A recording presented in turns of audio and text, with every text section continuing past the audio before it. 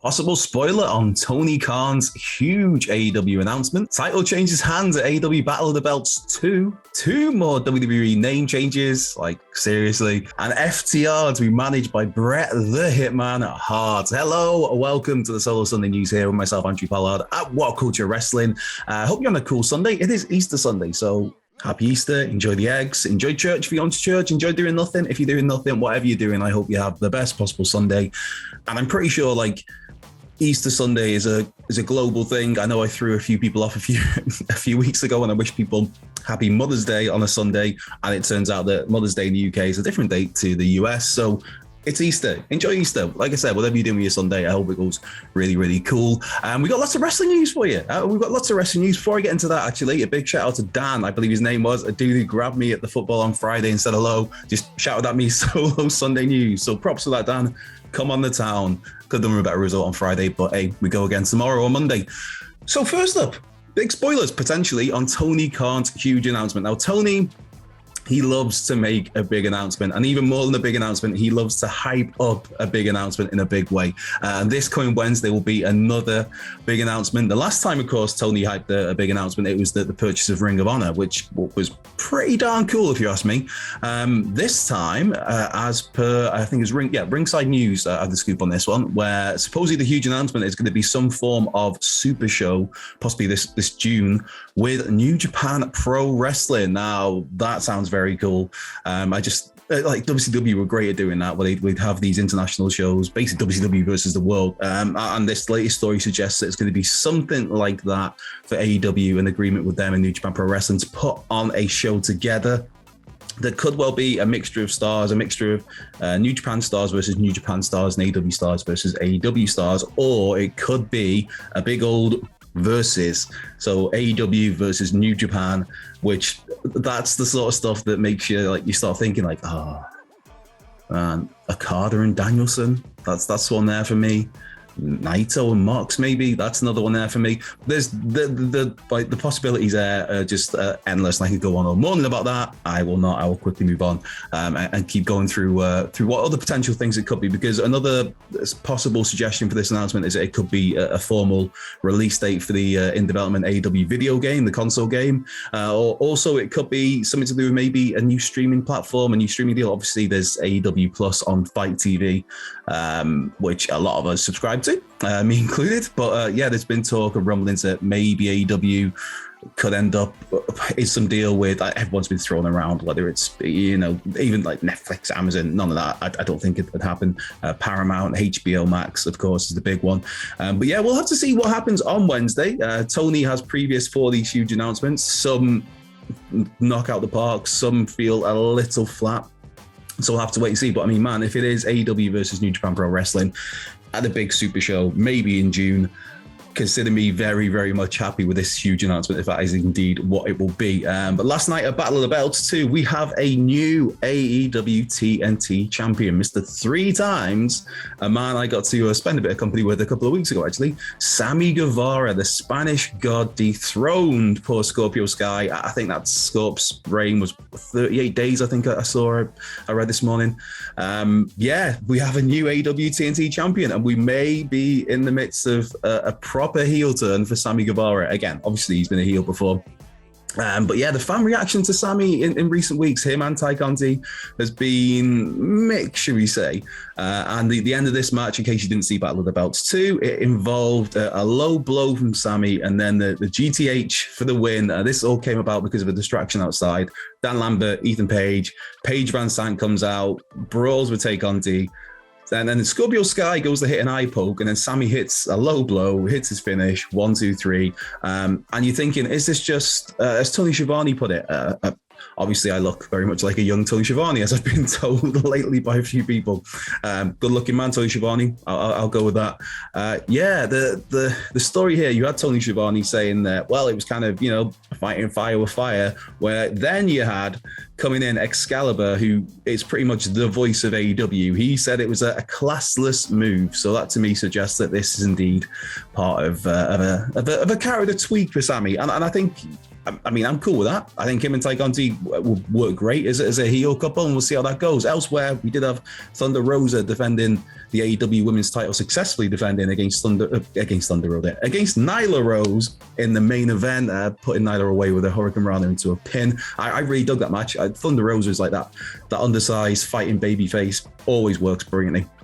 We also had the second match of the night, ROH World Champion Jonathan Gresham, one of my big faves, against another of my big faves. Excuse me, my voice is going all over the place. In Dalton Castle. Now, the Octopus submission put away Dalton Castle. We got some post-match beatdown shenanigans. But the other story here is from Fightful Select, that after the match, Gresham was checked for a concussion. He wasn't cleared immediately, and that's the status remains in the air on that. So hopefully he's all right, because that dude is hella talented. Speaking of hella talented people who've had their names changed, Kaylee Ray is having a name change in NXT, as is Kacy Catanzaro. Now, from here on out, this is a trademark that was put in on the 12th of April from WWE. This has been picked up on by PW Insider. Mike Johnson there always does such a great job. Kacy Catanzaro is now Katana Chance. Katana Chance. Kaylee Ray is Alba Fire. Alba Fire. There's those names. Enunciated nice and slowly so you can take them in. Katana Chance, Alba Fire. So they're the name changes because I don't know what else to say. It's just like, oh man, especially with Kaylee Ray, because obviously you've got the history there, the longest serving NXT UK Women's Champion, that massive reign she had. You brought her in as a kind of a big deal. She's gone straight after the NXT Women's title, essentially. Obviously, the tag team stuff with Io Shirai. She competed for the Women's title at Stand and Deliver, and then you change your name to Alba Fire. As Kacy Catanzaro, she's a pretty featured performer on that brand as well, and has been under that name for several years. But now she is Katana Chance. I think that's I think the more confusing one to change is Kaylee Ray. But then in terms of the more baffling name is Katana Chance. I don't know, man. But this obviously comes on the back of Austin Theory is now Theory. What was it? Raul Mendoza. It was Cruz del Toro, I believe the name they gave him. And Raquel Gonzalez is now Raquel Rodriguez on the SmackDown brand, just because. But in terms of, while that kind of makes me just slap my head, something that puts a big old smile on his face is that FTR will indeed be managed by Bret the Hitman Hart, who is just, there he is, the little hitman right behind me, as he always is. Those guys are going to get their wish, Dax and Cash. Big Time Wrestling have announced it on June the 10th. They'll be doing a show, BTW will, where it's going to be FTR managed by Bret the Hitman Hart against Brian Pillman Jr. and Brock Anderson, managed by Arn Anderson. Now that's just a matchup that puts a big old smile on these chops of mine.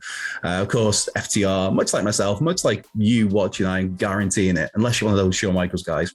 But yeah, FTR, like myself, are huge Bret Hart marks. They've talked for years about how much of an influence Bret was and is on their careers, how he's their favorite wrestlers. Of course, they were two of the people who put a beat down on that jackass who Jackass. I'm thinking of Happy Gilmore now, of that jackass who tried to attack Bret Hart, who did attack Bret Hart at the Hall of Fame ceremony back in 2019, I think it was.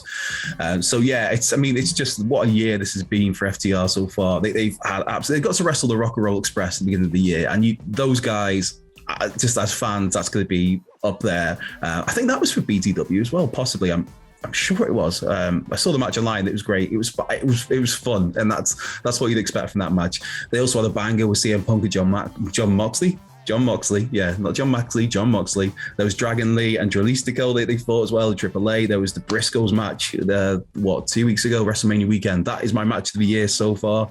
FTR versus the Briscoes. Hell of a match. And of course, they had their match with the Young Bucks just this past week on Dynamite. So, I mean, FTR are just on a roll, man, on a roll. Give them all the belts. They've got the AAA tag titles. They've got the ROH tag titles. I mean, if they get the AEW tag titles again, not the worst thing in the world. I did think Red Dragon was going to get those this week, but it didn't happen. But you have to be happy for Dax and Cash living their absolute best lives, putting on bangers all over the place, getting to be managed by Tully Blanchard, then managed by Bret Hart. It's a good time to be FTR.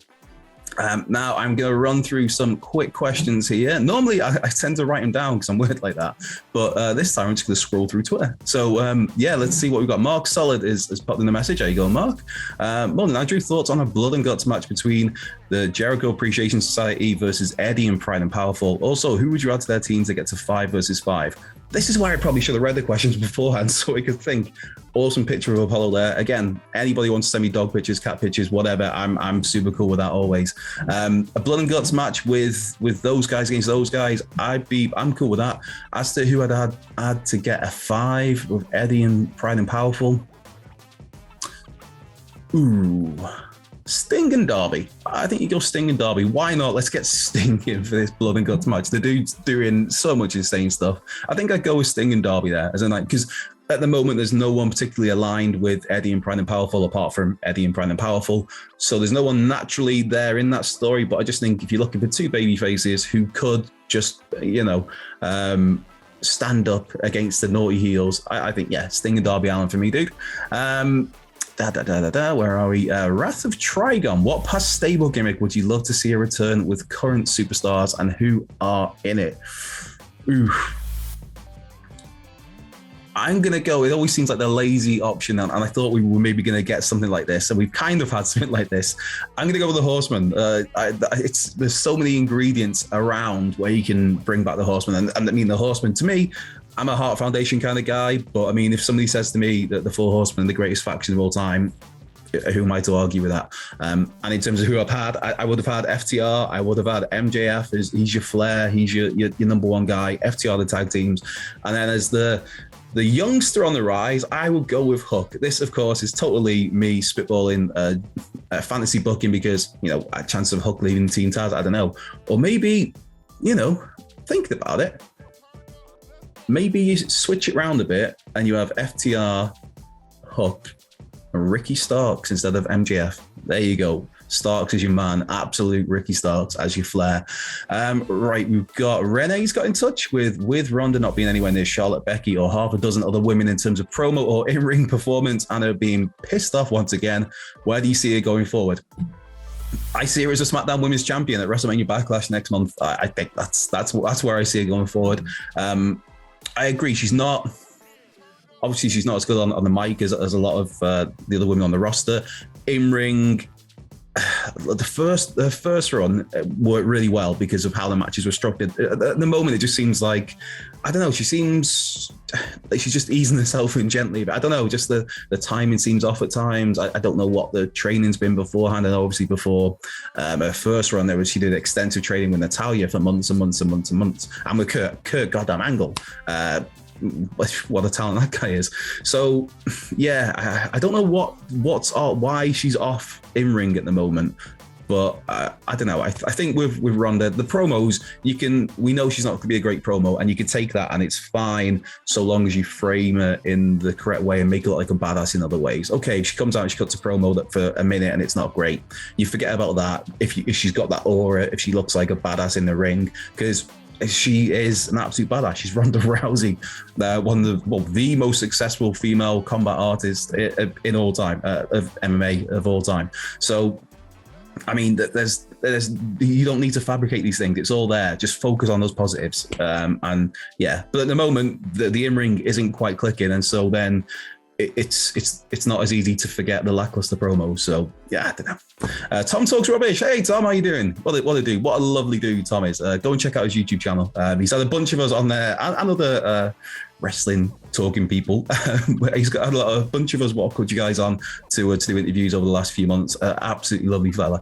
Right, Tom, what do you invest more in when it comes to wrestling matches? The moves, the characters involved, or the build-up?